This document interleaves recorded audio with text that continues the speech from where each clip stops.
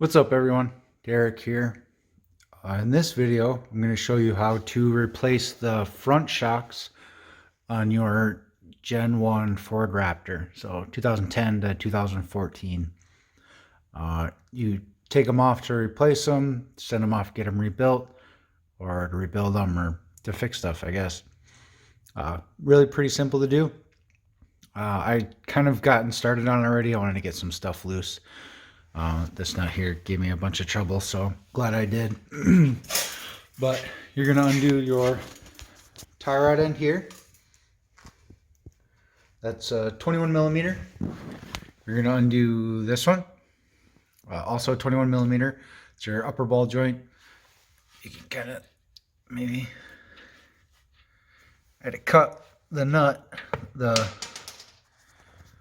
ball joint just kept spinning on me, and I wasn't able to get a grip on it, so it was stuck. So I had to cut the nut apart just to get the nut off the rest of the way. The Ford dealer had a couple nuts, so I picked up some, so I have them around for extras as well. We're also going to take this cap off here and undo the nut inside there. I believe that's a 15 millimeter. We're going to undo all of the clips for the lines up here just to get them out of our way. We'll have to undo these 3 nuts on top of the shock. We're going to take the back 2 off completely and leave this front one loose, so that when we get everything apart, it doesn't just fall out. We can, after we get the bottom of the shock undone, we'll take that nut off the rest of the way. You're going to unclip the line here and here. You're going to undo this 8 millimeter bolt for your ABS line, this 10 millimeter bolt for your brake line, and then the 10 millimeter bolt back here also for the brake line. And then we're going to undo our sway bar nut here. Once all that's done, the spindle will just kind of sit off to the side. Then we got to come down here, and there's a bolt with a nylock nut on the other side. We're going to pull that out. We're going to pry down on our lower control arm a little bit to get the bottom part out. Once that's out, we'll undo this top nut the rest of the way and pull the shock out. The first thing I'm going to do is I'm going to undo all of these lines. If you get one of these, I call it a cat's claw tool. It's like a trim removal tool, something like that. But super easy. Then you can just stick it underneath there and pry up. Stuff pops right off. Of course, both of those broke. They're top ones.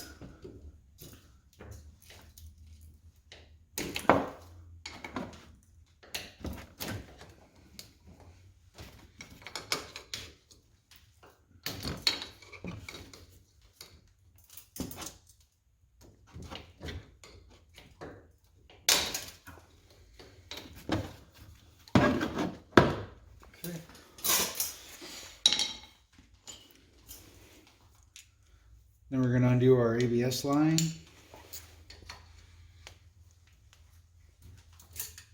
$8 millimeter head on that.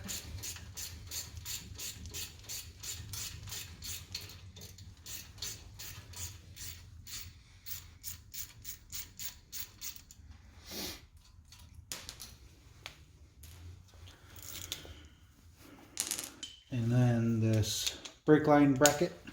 That's a 10 millimeter head.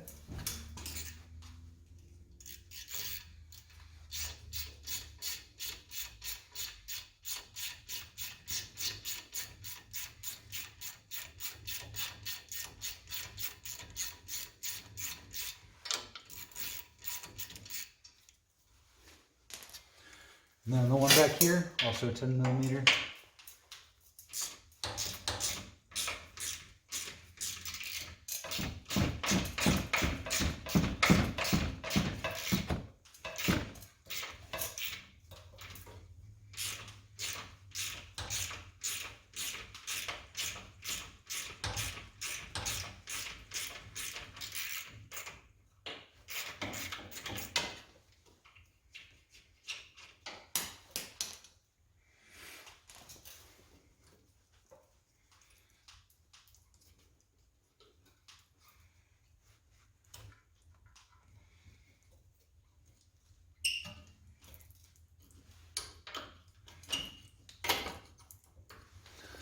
Don't pull on this too hard. Your rubber line goes into a hard steel brake line. Obviously you don't want to bend that too much or break it. That'd be bad. Do our sway bar end link. That's 18 millimeter. If the end link starts spinning on you like mine did, then it's an 8 millimeter wrench on top. You just hold the sway bar end link in place and spin the nut off.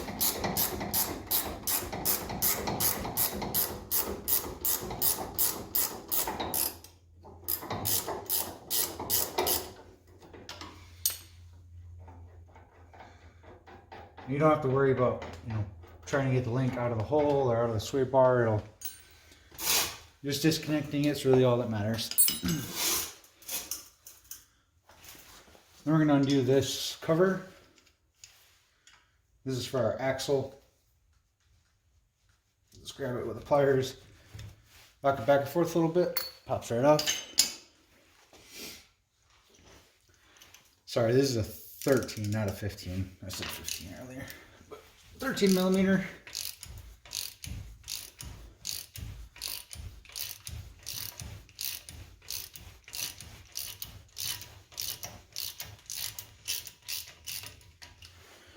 And doing all of this just allows our knuckle, our spindle to come out of the way far enough so we can get the shock out. Next thing I'm going to undo is our nuts for the top of the shock mount. These are 15 millimeter. Ow, ow. And I'm just going to loosen this front one and take the back two out completely.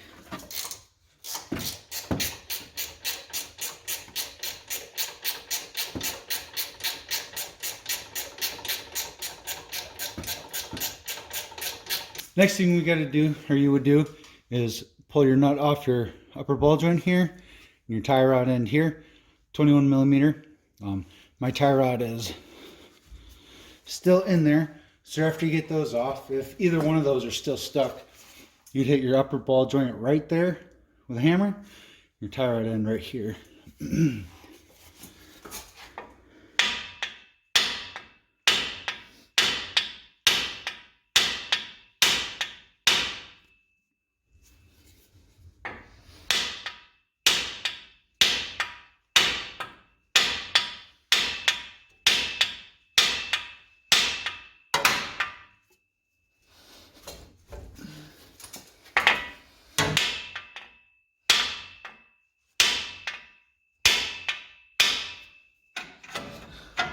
Took a little bit, but as you can see, it popped out. Pull it out the rest of the way, kind of set it off to the side.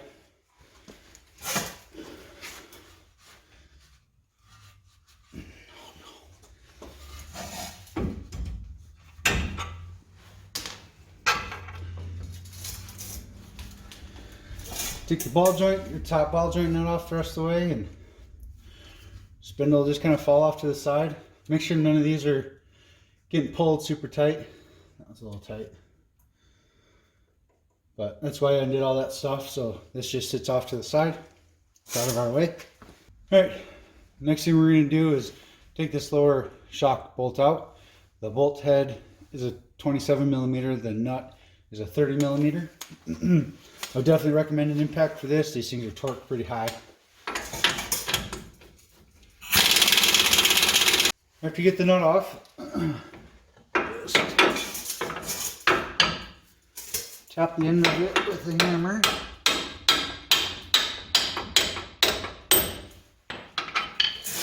Pops right up. We're going to take a pry bar. I'm going to put it underneath the shock and then the control arm. And just keep an eye on your lines and stuff.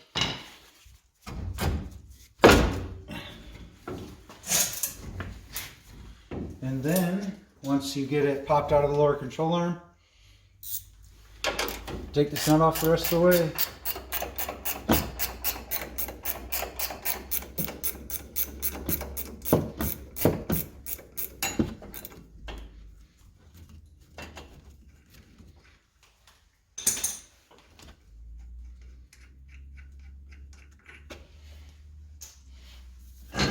slides right up. After you take it out, make sure you mark which side faces out. I just use a paint pen. I'll mark it so that I make sure this goes in the way it came out. If you could tell, there's this plate here. Oh. But there's that plate right here that's got an angle to it. If you get the wrong one on the wrong side, it's not going to work the way it's supposed to. So I am actually going to rebuild this in a different video. After I'm done rebuilding them, I'll come back and show you how to put it back in. Okay, so install of the shocks is pretty much the reverse of removal. First thing we're going to do is put our strut up top.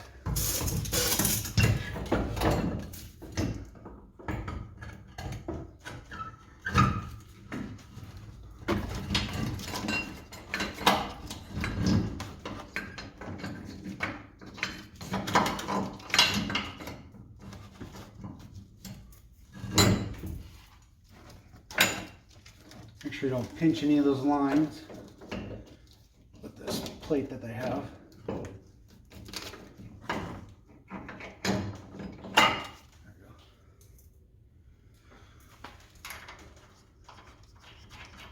Go ahead and get your nuts started.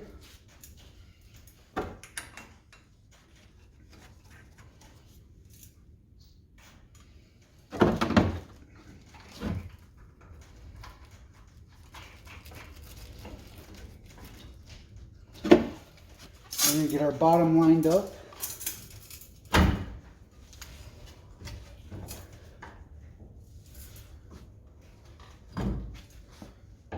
Also going to make sure our end length goes back into the sway bar. Push the jack underneath the lower control arm.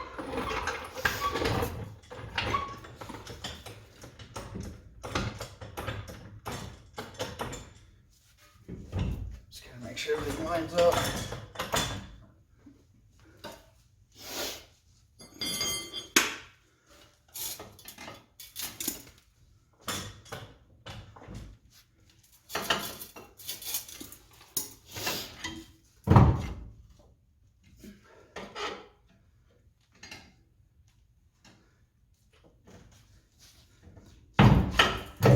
There we go.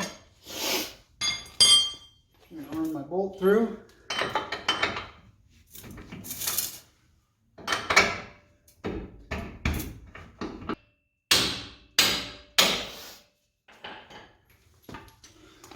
Just a little motivation. Get our nuts started.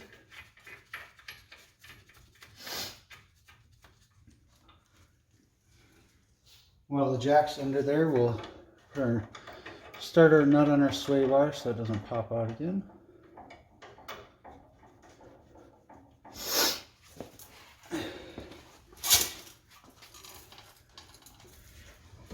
Now when you put your spindle back up, make sure your axle's lined up. And on the other side, I just jacked this up until it started to lift off the jack stand. Then I was able to pull down on this.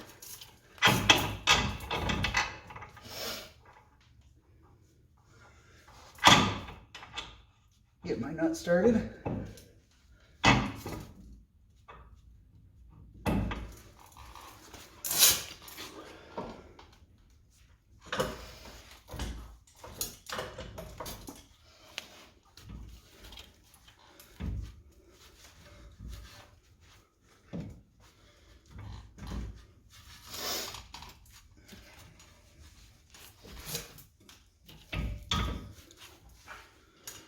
Use a pry bar between your spring and the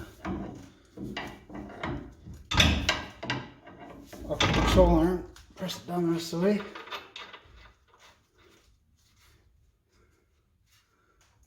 So we can get our nut on.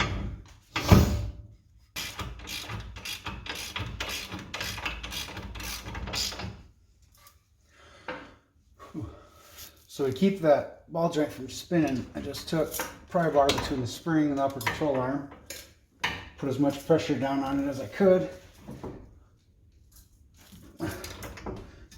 kept it from spinning.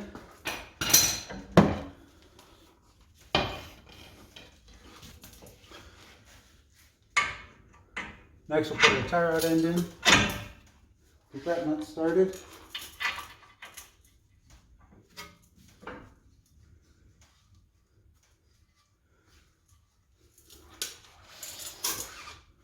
After that, you just put the rest of your nuts in. We'll put our axle nut on. Make sure you replace the cap when you're done. Put our brake lines back together.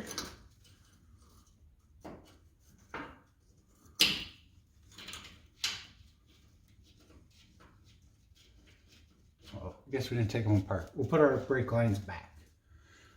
Mount them back up.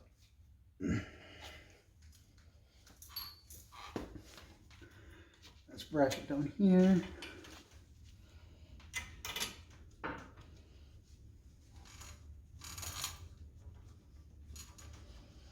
And ABS line.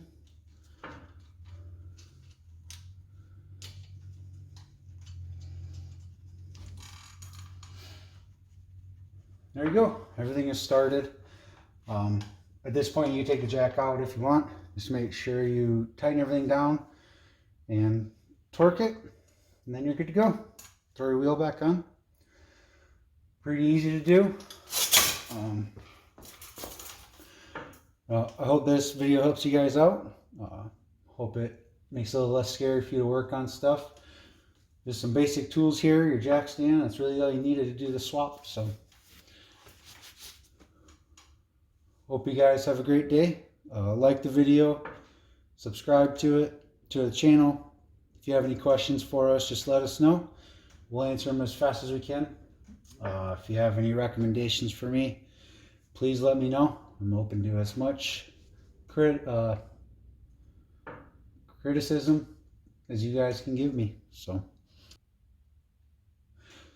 have a great day, and I hope you take a minute to do some maintenance.